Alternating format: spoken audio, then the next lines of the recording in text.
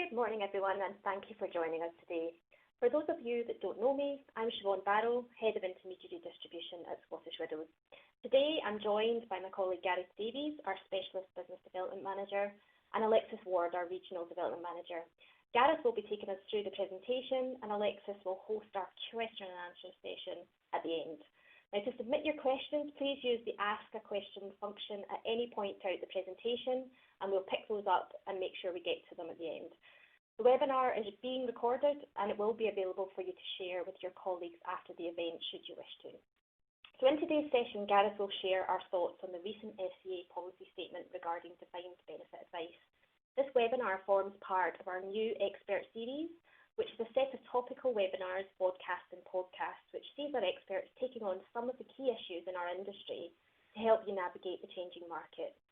You can now find a number of webinars in the series available on demand via our Scottish Widows social media channels. And some of our future topics, which I'm sure you'll be interested in, will include a focus on the economic outlook and industry initiatives that are happening at the moment, as well as a session on protection, mental health underwriting. Now, I'm sure you'll find these and the other topics of use, so please keep a lookout for our registration information in your inbox or on social media in the coming weeks.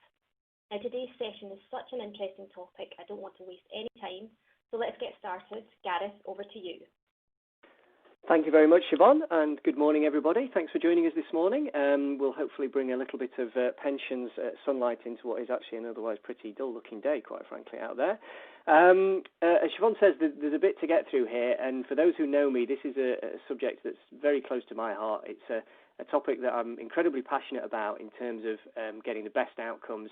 It's an area of regulatory scrutiny that isn't going to go away anytime soon, but I think what pleases me most about the recent turn of events and the updates from the FCA recently is just the level of clarity we have now started to get from the regulator.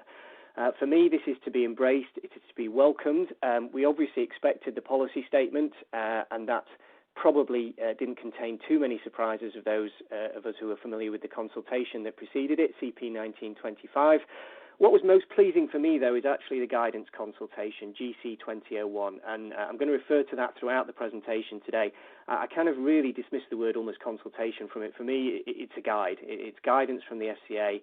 It's what best practice looks like, and as I said, I will continually flick back between the two papers because I think the guidance paper is at least, if not more, useful than the policy statement for advisors, and not just in the DB advice space. I would like to stress really at outset. Again, I think that the level of clarity and consistency from the regulator that we're getting across all areas of my world of the pension space is to be welcomed and is to be embraced. And let's be clear, the objective of all of these changes is to get a healthy, well-functioning, well-regulated, commercially acceptable defined benefit advice market. And that's clearly in all of our interests. It's clearly in the consumer interest as well. So that's really the direction of travel. Just before we do that, though, I do just want to quickly touch on freedom and choice. Obviously not going to spend long on this, but this has been a game-changing pensions policy of just over 5 years ago now, continued to be embraced by the UK at large. And I think really the way I relate this to defined benefit advice is this is people really valuing that flexibility. And whilst I totally understand that, and I get that, that flexibility does come at a price.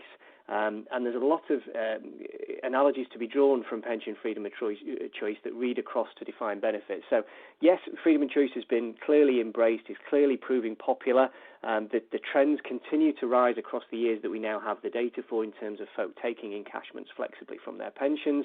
The peaks you see there are always around the change in tax year, Q2 in every year, as people plan their payments to be as income tax efficient as possible. My only slight question mark around freedom and choice, because I've always been a big fan of it, is that customers need to be making informed decisions. And this is really at the heart of the defined benefit advice space, I think. While ever we have freedom and choice, there is going to be a demand from consumers to understand the trade-off of that certainty of income versus that flexibility of a lump sum today.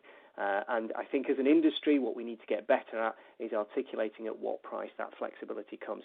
So are people making informed decisions? Well, the most recent example I came to when I was just doing a bit of research on freedom and choice was this chap here. It was a Telegraph article fairly recently, who made a pension withdrawal to start his own Dorset's answer to Jurassic Park, apparently, which certainly put me in mind of the film. It's a bit of a tenuous one, but just bear with me for a second. I think this encapsulates not only freedom and choice, but also defined benefit advice perfectly. Just because somebody could do something, it really just bears in mind it is worthwhile to stop and pause and think if they should actually do that thing.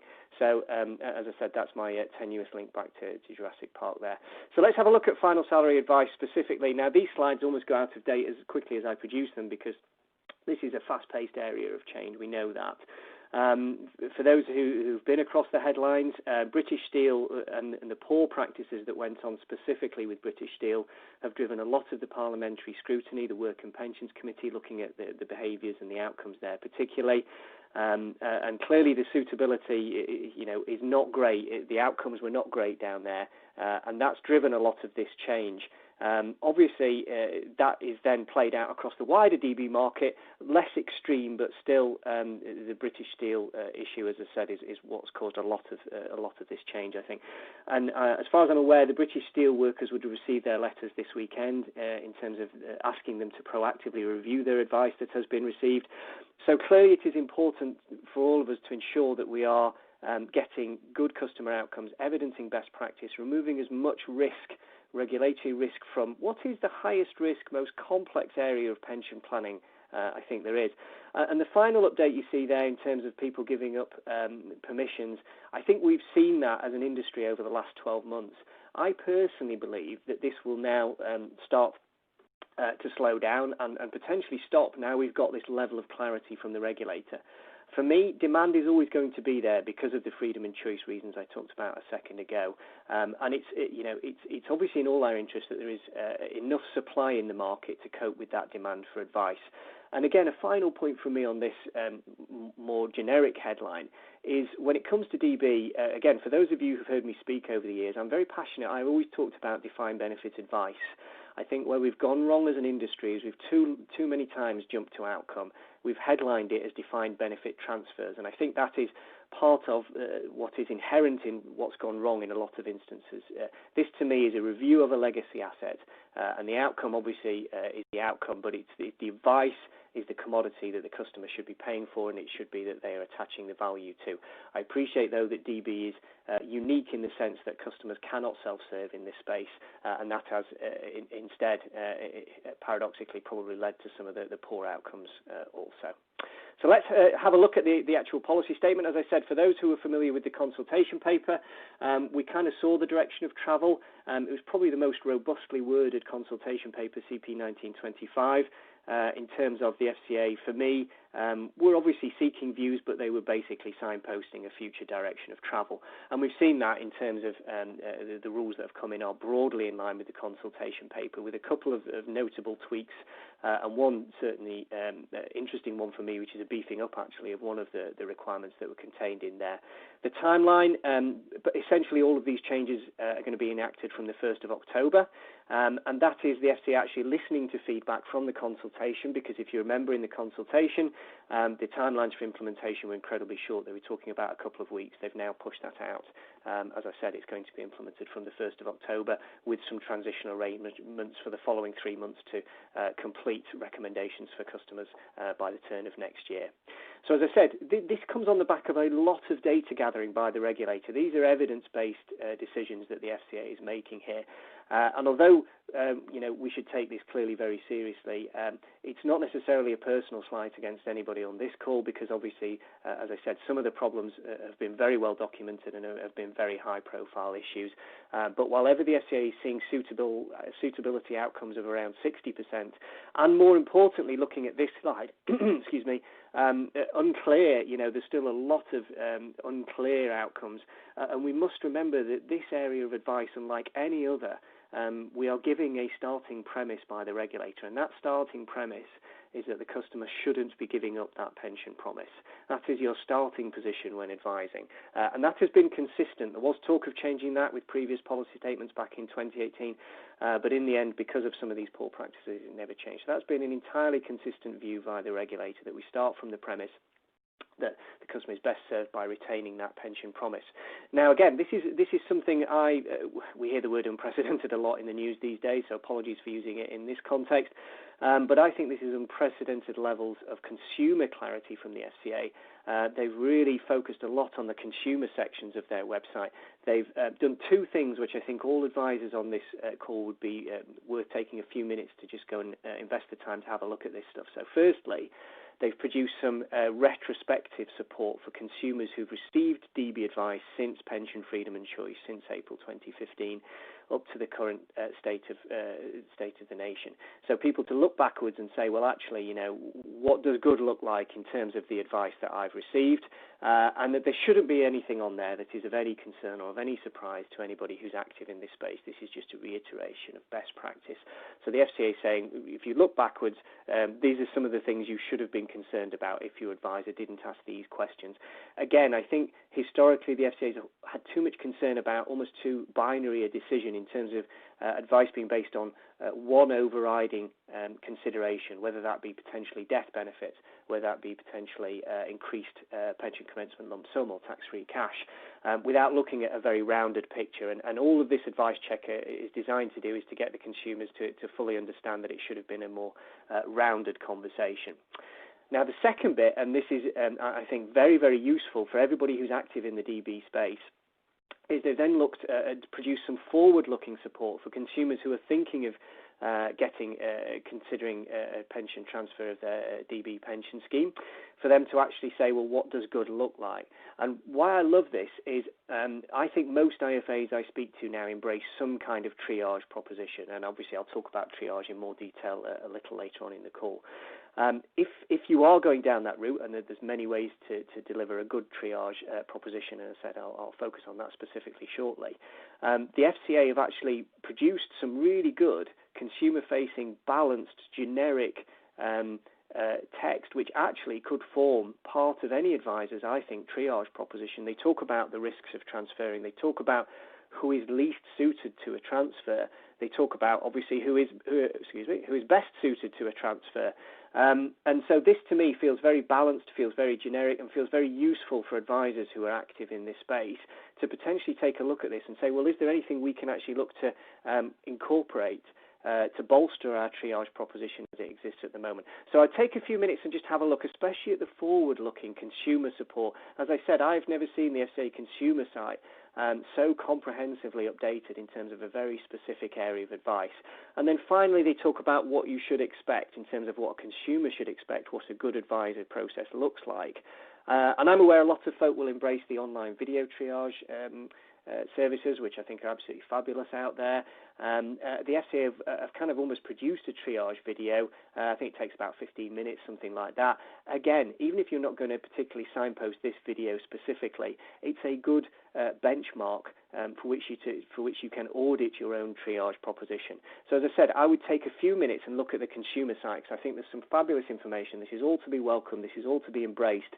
Very useful for you to kind of lift and drop this potentially into your own propositions. So that's the consumer side. Let's focus on the actual policy statement, the advisor-facing bit of this, because this is clearly the biggest changes and also the most useful information in terms of supporting your advice propositions. So as I said, the FCA is looking to address harms that have gone on in this space, and that's a statement of fact. There's no way we can argue that some poor stuff has gone on here. So let's try and break this down and simplify this as much as possible. So what harms is the FCA concerned about? Well, obviously poor transfer outcomes. But there's a phrase I use which is actually high conversion rates. Again, if we jump back to the statement I made previously, the premise that the consumer should be starting from the position that they retain their DB pension promise. If we look at the figures, 235,000 folk took advice, 170,000 of them transferred. Now, that feels like a high conversion rate. Now, that doesn't equal poor customer outcomes, just to be clear, but the FCA will always have a bit of a question mark around that level of conversion rate of folk going from advice to transfer. And I'm going to talk to you in a little while about ways I think you can help to mitigate that risk. But as I said, that doesn't mean poor customer outcomes, but high conversion rates is something we all need to be mindful of. The second harm that the FCA is looking to address in this change, and this to me is probably the most significant one actually, is when a transfer has been recommended, if it is the right outcome for the customer, the FCA is now intervening in terms of the product and investment options that are out there and setting new benchmarks in terms of the product recommendation. And as I said, I think this is the first time we've seen regulatory intervention really since RU64 way back in 2001. Again, something else I'm a big fan of here is the consistency of language from the regulator across all areas of pensions advice. So this paragraph at the bottom that I've highlighted here, this reads back across, and this is why I took a couple of minutes to talk about pension freedom and choice. As I said, if there are any advisors on the call who don't specifically do DB advice in-house, this is also very, very useful for all advisors advising in the to and at and through retirement space, especially the retirement income space.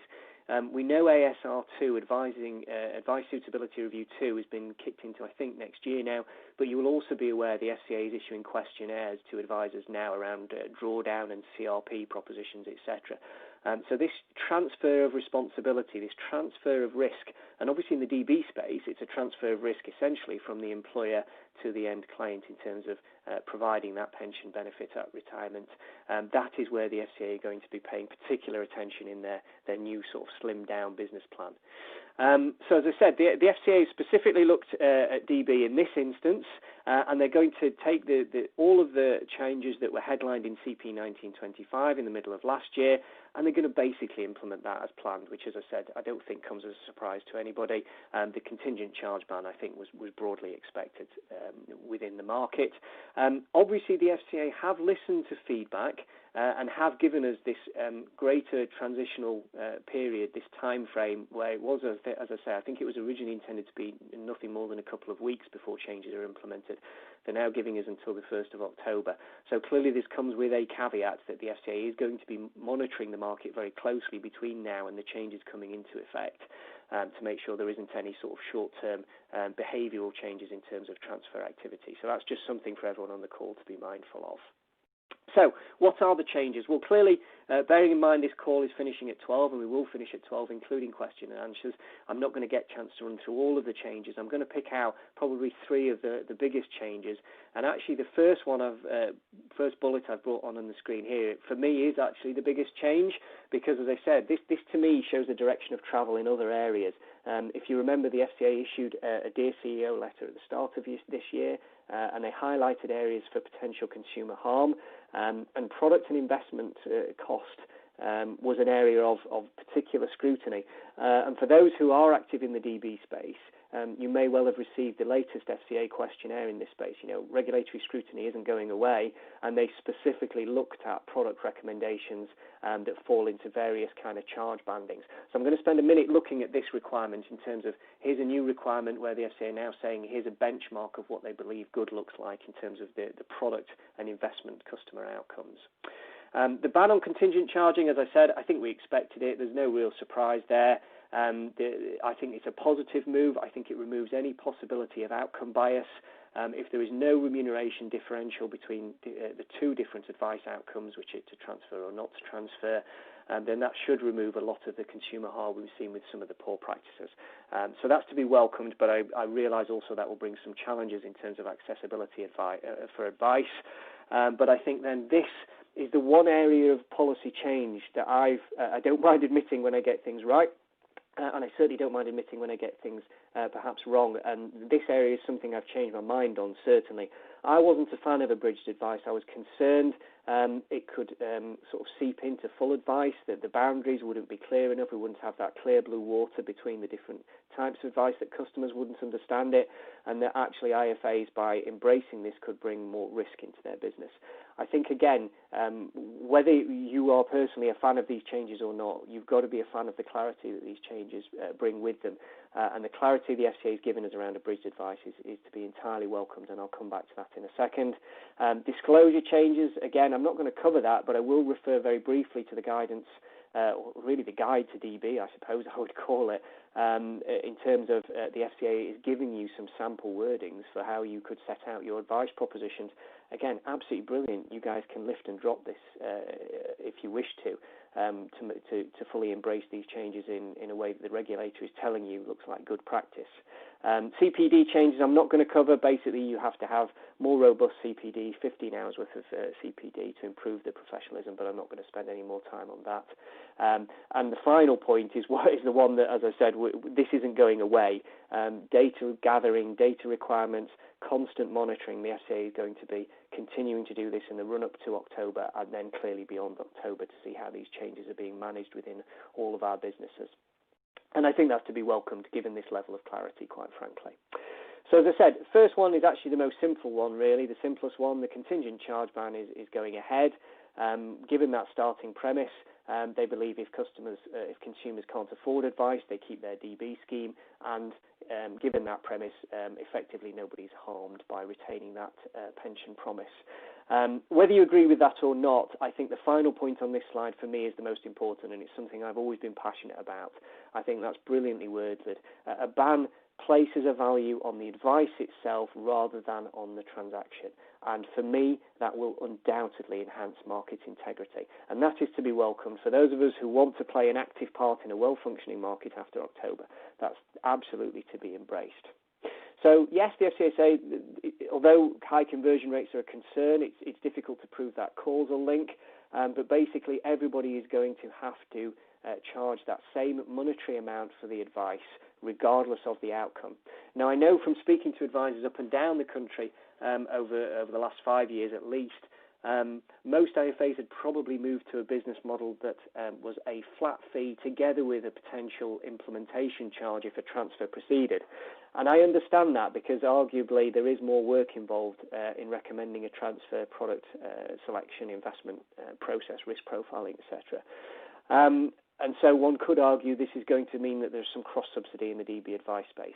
The FCA acknowledges that and is comfortable with that because that is preferable to the extremes of remuneration differential for different advice outcomes, for different consumer outcomes. So for any advisors out there that are charging an advice fee plus an implementation fee, just to be clear, that won't be allowed from the 1st of October. You are going to have an entirely unbiased in terms of no difference in terms of the remuneration that the customer is going to pay regardless of the outcome. So pretty clear in that view. As I said, there's an interesting point here, though, which the FCA acknowledged actually back in the consultation paper, that this will mean some people can't get access to advice because they can't afford to pay for it. As I said, just to be clear, I think the FCA are pretty comfortable with that, actually, as a heading.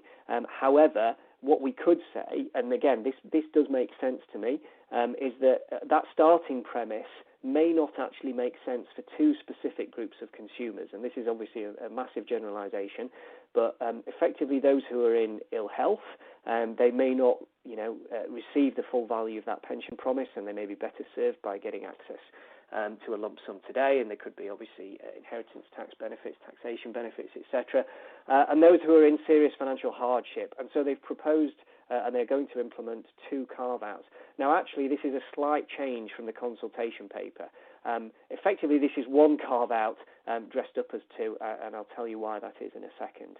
These are to be used by exception only, and these are clearly not a way to game the contingent charge ban. These are a way for people to access advice who haven't got the means to pay for it in a specific set of circumstances. So serious ill health is the first carve-out. This was going to be a standalone carve-out, and this is where the FCA have actually made a change. So if I'm in serious ill health and I receive a terminal illness diagnosis, some bad news from my doctor, that doesn't necessarily mean that I am not able to have an affordability to be able to afford to pay for your advice.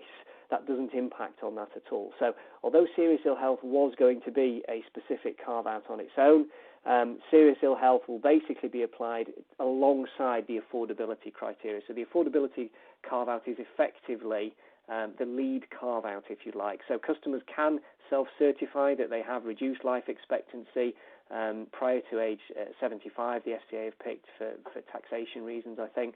but you still have to demonstrate the affordability issue. So this is really the key one now, the serious financial difficulty, which was previously financial hardship carve-out. And the FCA is looking at things like the money and pension service definition of financial distress, basically. And clearly this is significant distress in terms of, unable to keep up with domestic bills or credit commitments. Clearly there is a lot of risk in embracing these carve-outs, especially obviously via the affordability one, because there's behavioural issues there. So as I said, these are in my mind to be used by exception. But I think it is important, and this ties in quite nicely with one of the expert series that we did recently. My colleague Jan Holt, a real expert on vulnerable customers within our business. We're very fortunate to have her. She delivered a webinar, and the recording's available online if you want to go back and have a listen to that. So if you are in serious ill health, if you are in serious financial hardship, clearly you are by definition then a vulnerable customer. So it's very important that firms have clearly articulated vulnerable customer processes in place. And obviously, indebtedness, there could be other ways to solve that particular problem. So as I said, these carve-outs make sense to me. They're clearly articulated now, clearly defined, but if you're going to use them at any point, you need to embrace the vulnerable customer updates from the FCA. And again, this is my first foray into the guidance. As I said, I'm going to call it Guide to DB Advice, although actually I think it's even broader than that, quite frankly. As I said, it's almost Guide to Retirement Advice. This is GC 2001. This is your how-to guide, really. As I said, this is where the really interesting stuff is. So this talks about how advisors can manage the carve-outs and how your policy can be articulated. So again, I'm not going to dwell on it, but please take the time to go and have a look at that if you're going to be using any of or offering any of the carve-outs as an option within your practices. So let's talk about abridged advice, because the biggest objection to all of these changes as an industry would probably be consumers are really going to struggle to pay for our fees, so there's going to be an accessibility challenge there. And as I said, we must remember the FCA is broadly comfortable with that because, people are best served in their view by retaining their DB anyway, all things being equal. So I think abridged advice does two things really well. I think it does enable you to offer an overview of the client's holistic financial situation, including their pension promise, without specifically considering the CETV and the transfer itself. So it improves access to at least some form of advice for consumers, and actually I think it helps advisors demonstrate this kind of funneling process as as customers move through your advice process. So from triage at the first touch points through to abridged advice, through to full advice, and then obviously to an eventual transfer or remain recommendation. Abridged advice could be a really useful filter. And I think, quite frankly, a lot of advisors have almost been doing some form of abridged advice, but this allows you to formalise this process. It is regulated advice. You have crossed that boundary from triage, which is generic, educational, balanced, etc., non-client specific. Abridged advice is personalised.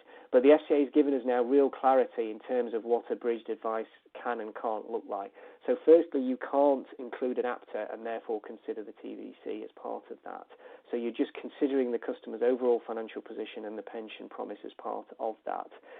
This is not in the Guide to DB Advice. This is Gareth's own personal tip. Because abridged advice can only lead to either a remain recommendation or to an unclear, and if it's unclear, it's then up to the customer if they wish to proceed to full advice or not.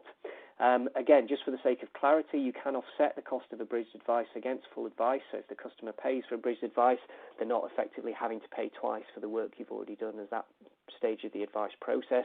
You can offset that if you choose to. But as I said, I think abridged advice improves that accessibility, but the risk of remaining in a DB scheme is probably a mortality risk. That's the biggest risk. I know we can talk about employer funding and strength of covenant, but arguably we're probably not in a position to comment thoroughly on that. But the one risk of me keeping my DB is obviously dying and not seeing the full value of that pension promise. So my view is if you're going to consider abridged advice, it might be worth evidencing some form of protection conversation at this stage, just to show the customer the inherent risk of retaining their DB scheme, which is, as I said, a mortality risk, and then the fact that they could insure that, they could look to insure that risk if they want to. That's just Gareth's tip, though. As I said, that's not included in the Guide to DB. And important to state, this is regulated advice, so it still has to either be provided or checked by a pension transfer specialist. And again, I love this. Skipping across back to the guide, the FCA has articulated for you DB advice, abridged advice, and how that could fit into your advice process. They articulate that as a two-stage advice process, which is brilliant. So if anybody wants to kind of come up with a wording in terms of, well, how are we going to describe abridged advice to our customers, then there you go. The regulator has already done it for you, and they've said, what then could lead to stage 2, which is your sort of full fat advice, and what the differences are in terms of your advice proposition. And obviously, I'm going to come to this towards the end, you're going to have to disclose the cost and charges around that as well, importantly, up front. So as I said, that's abridged advice. I think it's to be embraced. Important, again, you can't do any of this stuff until the 1st of October, so just to be clear, this is all preparatory stuff to give you time to consider if you wish to factor any of these opportunities, these options into your proposition. Obviously, a lot of this stuff is mandatory, though. You don't have a choice regarding the contingent charge ban, etc. So let's have a look at this one, because this to me is the biggie, as I said. And the reason why this is the biggie is not because this is just about DB advice. This dovetails into all other areas, certainly of my little world, which is pensions. As I said, the FCA have already issued Dear CEO letters talking about potential consumer harm with product cost. And I just want to be clear here, this is about our value proposition. This is not about your value proposition. So this is about the product and the investment solution, ultimately, that would be recommended if a transfer proceeded. And the FCA is setting, as I said, I view this as a revisiting of the RU64 stakeholder legislation, except this is more robust. It cannot be done as a standard paragraph, and it needs to be a robust consideration of the workplace pension scheme. And this is quite a clever move, really, because a workplace pension scheme comes with a lot of protection around default funds, which aren't available in other pension propositions, and also comes with an inherent charge cap, which is 0.75 bips. Now, the other reason why I want to really draw your attention to this is because there's a direction of travel consideration here. Pretty much all of the other changes with tweaks in the consultation paper, and common sense tweaks at that, have been brought in. This is a change that's been escalated, that's been beefed up. In the consultation paper, the original proposals with the workplace pension scheme had to be at least as suitable. The product you're going to recommend instead of the workplace scheme had to be at least as suitable. Now has to be more suitable than the workplace pension scheme. So that gives you, as I said, a good insight into the regulators' thinking in this space. And as I said, it shows you the level of importance they're putting on this. I believe, through speaking to advisors across the UK, although many people may have considered the workplace scheme, it's probably been dismissed a bit too easily, shall we say. This is going to be more work. We might as well call this out straight away. There's going to be more work involved because this is going to have to be a big part of your ultimate product and investment consideration. The good news is, though, the FCA, again, have listened to feedback from the consultation, because there could be consumers out there who have jumped around the workplace, have got several workplace pension schemes, and it would be obviously a pretty time-consuming activity to go and consider all of their historical schemes. They've now amended their rules that you only have to consider the most recently joined workplace pension scheme. But, because of the success of auto-enrolment, 10 million folk auto-enrolled into pensions, more people saving than ever before because of auto-enrolment, you're probably going to find that the vast majority of customers that you speak to have a workplace pension scheme potentially that can receive the transfer. And I think the challenge for everybody on this call is probably that you're not the advisor, and again, it's a generalization, but you'll be the advisor for the consumer, for the client, but the employer won't be your client, I think, in most instances. So straight away, there's going to be an extra data gathering requirement there to understand the consumer's workplace pension. Will it receive a transfer? What are the charges? Because most workplace schemes via product providers such as ourselves and our competitors are priced on a bespoke basis, so you need to understand this. You need to build this into the APTA that you're going to do. This will be factored into the APTA software, this consideration, and this will apply to everybody, so that there's no exemption from this. So you've always got to consider it. How would you actually then potentially what are the valid reasons for not using the workplace pension scheme? Well, again, really interesting. I think that the FCA have learned a lot of lessons from RU64, where people have perhaps used, insufficient fund choice as a way to sort of sidestep the stakeholder requirement.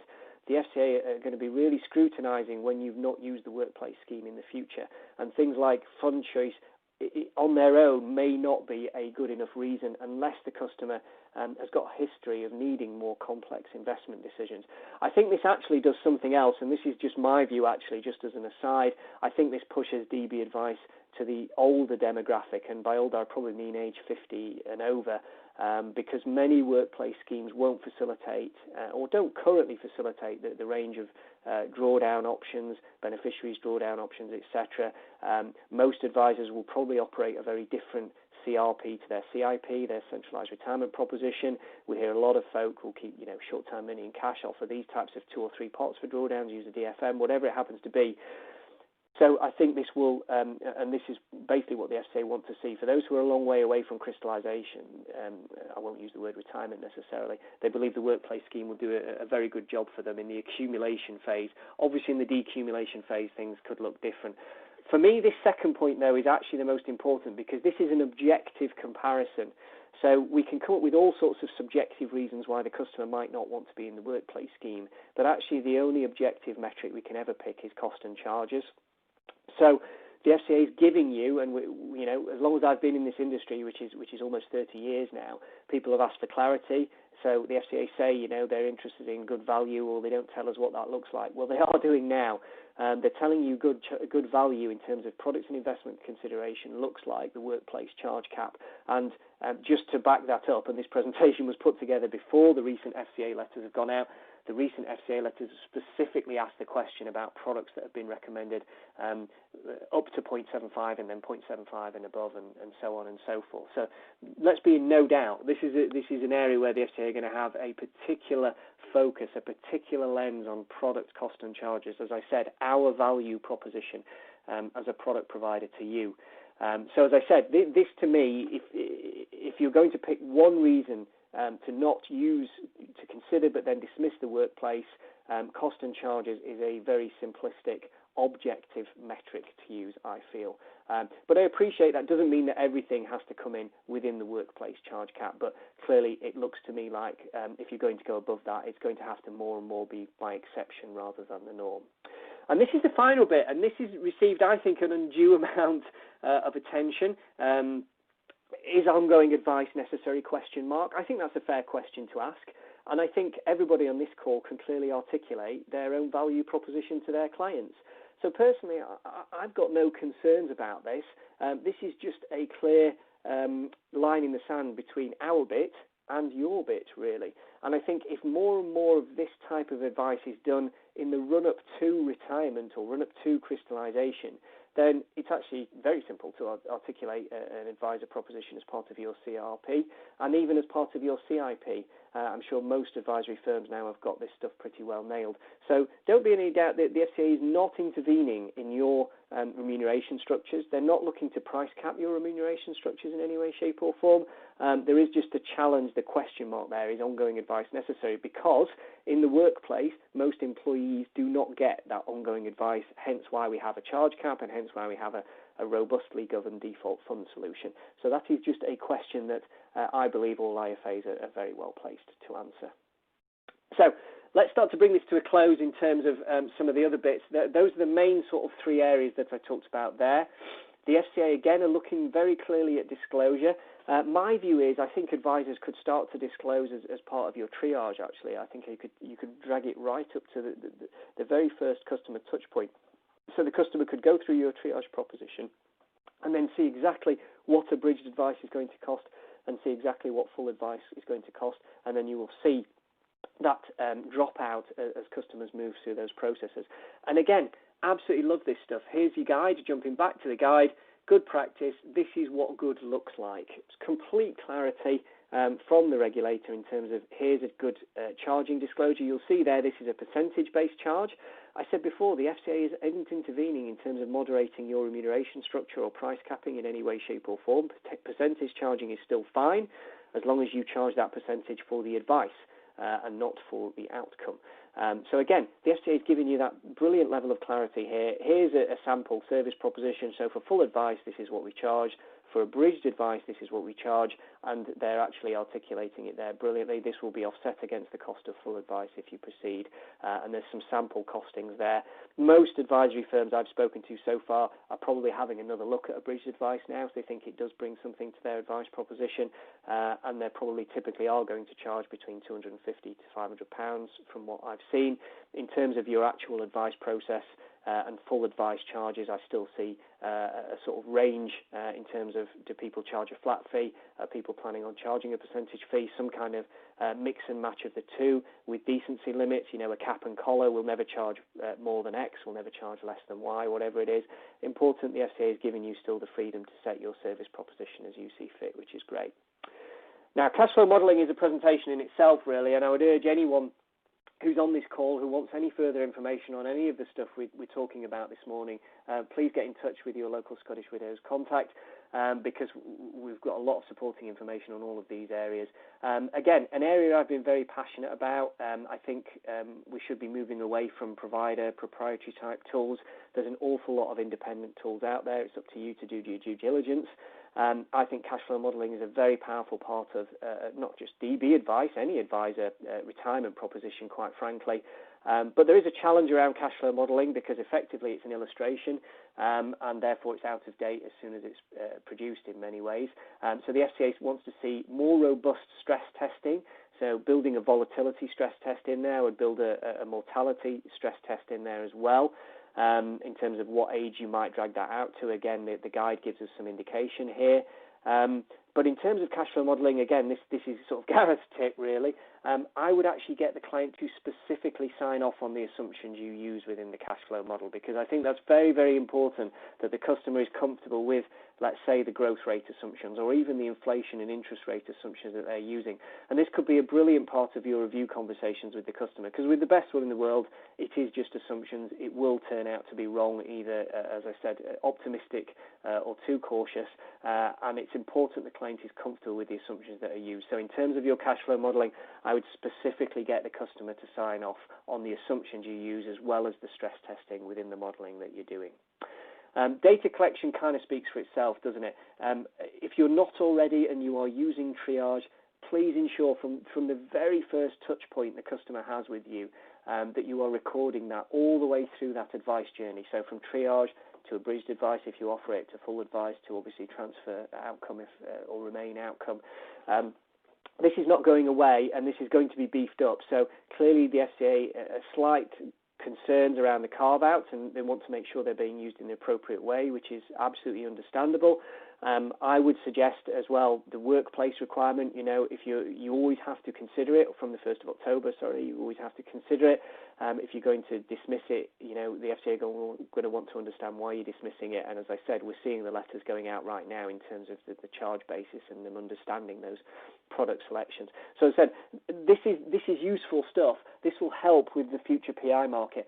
And I suppose that's one of the most important aspects of these changes, is this will give us a better functioning PI market. I honestly believe that in the future. I think actually this is going to make the DB advice space as attractive as I've ever known it within this industry once these changes are implemented. And I think that's for the good of us, and I think that's for the good of the consumer as well. So as I said, record keeping becomes incredibly important, and please record keep from the first touch point of the customer moves through your process. Even if they don't proceed from triage to advice, ensure you're recording that kind of dropout, if you like, of all of those consumer interactions. So I talked very briefly about triage. These changes effectively came in almost at the time, actually, because of the fact that most advisors should have been doing this anyway. In terms of what good triage looks like, that shouldn't have come as a surprise to anybody, but again, it's covered in the guide, so it should be balanced, it should be unbiased, it should be factual, and it should be non-personalised. I think every advisor that I speak to is pretty much has been in that place. There's obviously various ways to deal with the triage process. As I mentioned before, you can have a good, robust, generic document that you can construct yourselves, and you can do that with support from the FCA. As I said, looking at that consumer site, incorporate that balance into your triage and incorporate there, who's best suited to a transfer and who's least suited to transfer. Thank you very much. That sounds like the makings of a really good balanced, factual, unbiased, non-personalised triage document. So That's why it's worth having a look at the consumer site, I think. But again, as I said, whether it's a written document, whether it's one of the online services, there's some great support out there. So just whatever you embrace, make sure you're record keeping and make sure it ticks all of those 4 boxes as an absolute minimum. And this is the customer journey, really, that we go through, and this was included in the consultation paper. Just very quickly, really, this if you imagine this as a kind of funneling process, so everyone who approaches you gets triaged, because that's probably no cost for the reasons we've talked about before. You then cross the boundary into abridged advice. People will probably drop out at that point because there's a cost involved. Proceed to full advice. There'll be a further dropout at that point, and then proceed to transfer. So when I talk about the mitigation of high conversion rates, I think that type of customer journey and embracing all of those tools in your DB kit bag, I think, will be very useful in the future. And as I said, turning back to the guide, they've actually set out some scheme data templates. So to help with your data gathering, it's all covered in the DB guide. So I'm conscious of time, and I just want to finish off on one last bit, really, which is this, because this has been a hard one to quantify. Advisors have talked about this. So attitude to risk is easy. Attitude to transfer has always been a challenge since it was first talked about way back in the policy statements in 2018. What's brilliant here is the FCA have finally given us absolute clarity in terms of assessing attitude to transfer as well as attitude to risk, and they talk about capacity for loss. It's a phrase I've heard a lot from my investment colleagues, and again, what's brilliant here is the FCA had talked to you about, well, this is what capacity for loss looks like. Can you identify these things? How reliant is the customer on their DB pension promise? Is it literally their only asset in retirement, in which case their capacity for loss is clearly significantly reduced, or actually is it part of a retirement kit bag that the customer's got, where actually if they were to suffer falls in their DB value, they've got other areas? And I suppose the final point for me in all of this, and this just doesn't apply to DB advice, is I would be looking to at least illustrate to the customer the opportunity to secure that income via an annuity illustration at all areas. As I said, not just DB. I would be getting, as well as I talked about, a protection illustration as part of abridged advice and full fat advice as well. I would be getting an annuity illustration for the customer, and I don't think that just applies to DB. As I said, I think freedom and choice has been embraced, which is brilliant, but customers need to understand what the options are in terms of that pension promise. It goes right back to the first study Scottish Widows did when freedom and choice came in, which is if you ask people if they want an annuity, folks say they're not that bothered. If you tell them, if you ask them if they're interested in a guaranteed income for life, suddenly everybody sits up and takes an interest in that. So an annuity illustration can be a very, very useful tool to help underpin that discussion about the customer's needs and objectives. And the FCA talks about 3 levels of spending, 3 tiers of spending here: essential, lifestyle, and discretionary. However you do it within your own practice, 3 tiers feels about right to me. And whatever badges you put on those, I think there's one thing you've always got to be super clear on. The FCA wants to see that clear articulation of needs being secured before objectives, and that clear blue water between both of those things. And again, just to finish, this is what the FCA says, these are the types of questions you could ask to establish client needs and to establish needs and objectives, and how to balance that out.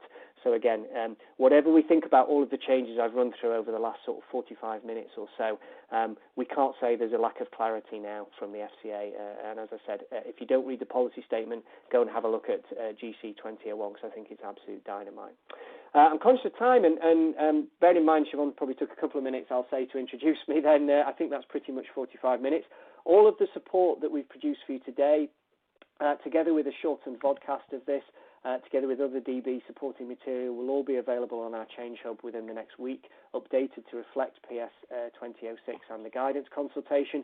Obviously, this is part of our broader support for you that Siobhan mentioned at the top of the call, in terms of this expert series, but there's obviously a lot of other stuff we do around Tech Talk.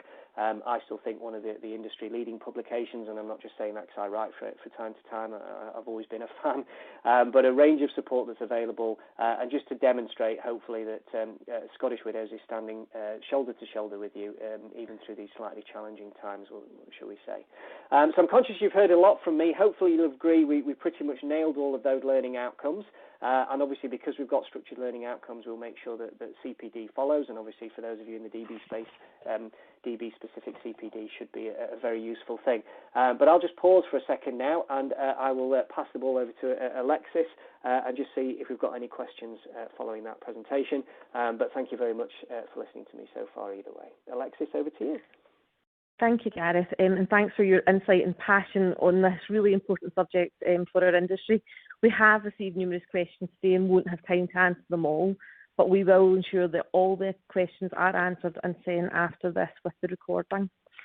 I guess for me, Gareth, I'll start with the first question. Do you think the FCA is moving away from principles-based regulation and that GC 20/1 will lead to a tick box approach to compliance with requirements? That's a fabulous question, and probably something I should have talked through earlier in the presentation, actually. That's a great question. So, yeah, the FCA absolutely has historically, or in recent times, looked at this kind of light touch, high level, and I think because of the considerable harm that's gone on in DB, as you quite rightly said, Alexa, I'm very passionate about this. I think this can be life-changing stuff, but sadly we see it life-changing in a bad way from time to time, unfortunately, and it's something that those of us who have been in the industry have seen, sadly, before as well. So I don't think it's a move to rules-based regulation specifically, but I do think this should be embraced as an opportunity because, as I said, for my 30 years in this industry, and all of those 30 years have been out speaking to advisors, to IFAs in one way, shape or form. The one thing I've heard consistently across that time is, well, tell us what good looks like, give us clarity, don't retrospectively legislate and then come and tell us how we were doing it wrong.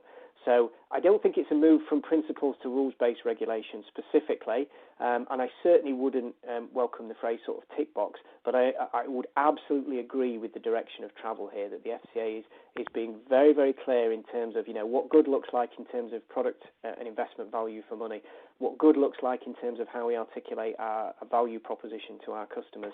And obviously all of the other areas which I won't run through again. So yes, I think it marks a direction of travel, a change of direction of travel, and I think it's to be embraced across other areas of.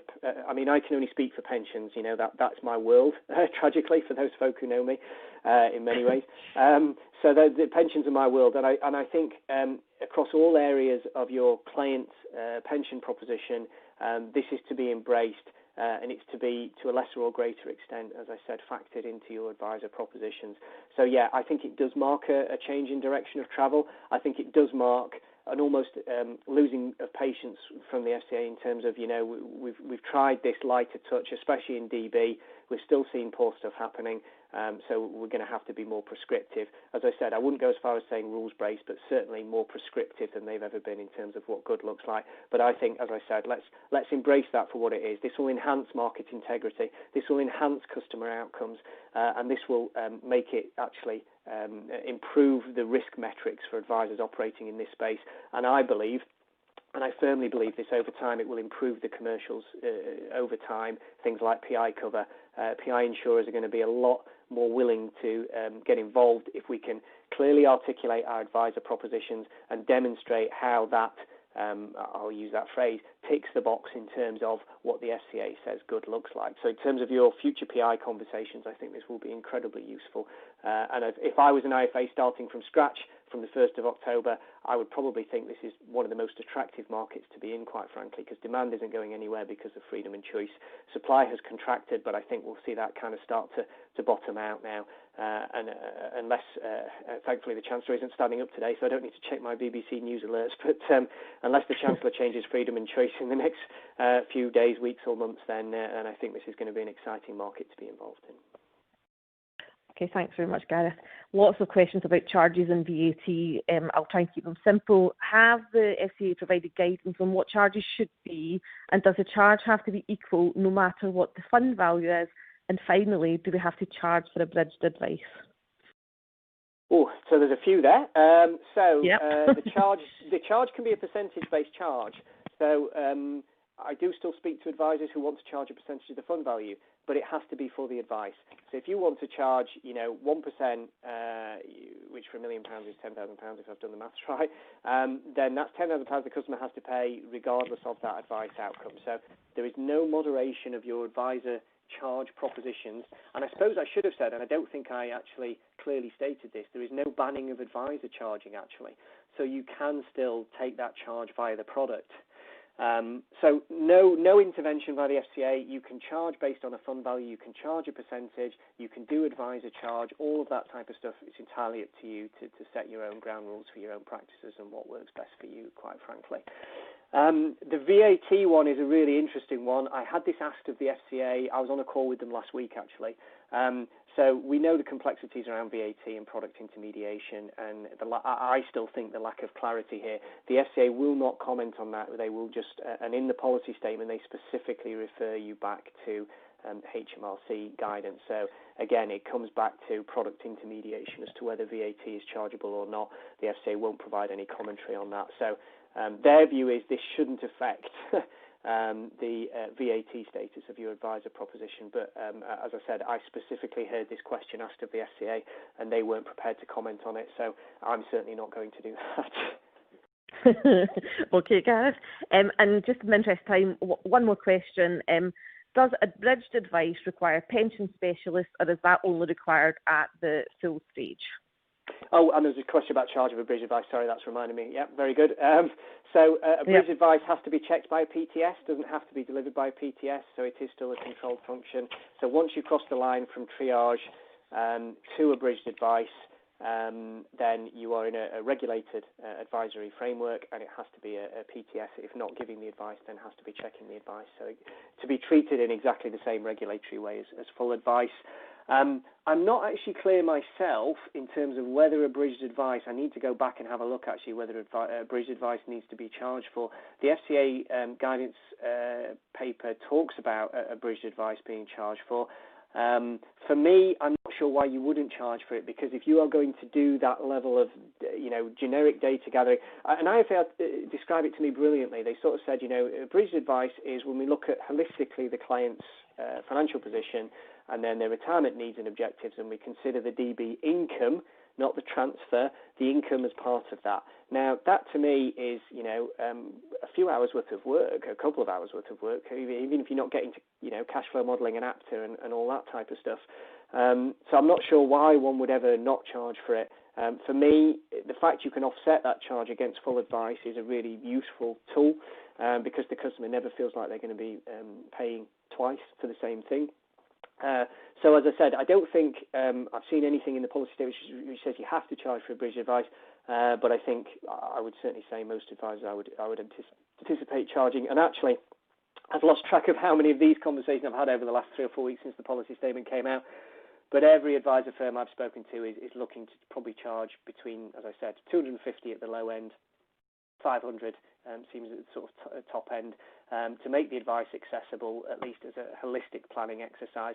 And as I said, you could end up with a protection recommendation out of it, because they just want to, ensure the risk of remaining in the DB scheme, or indeed, it's a great route into financial advice in terms of obviously identifying other needs and objectives. So I think you should charge for it. I think there's a value to abridged advice, unquestionably so, in terms of what will be delivered. Whether you have to or not, I haven't seen that in there, but my view is you should, yes. Okay, thanks very much, Gareth. That brings the questions to a close today, and as I said, Gareth will go through the rest of them, and we will release these answers when we send over a copy of the webinar and slides. Can I also ask that you complete the feedback survey that will appear on your screen shortly, and look out for information on our future webinars in your inbox and on Scottish Widows Advisor social media channels. Finally, I would like to thank our speakers today, and most importantly you, our audience. We look forward to speaking to you in the future.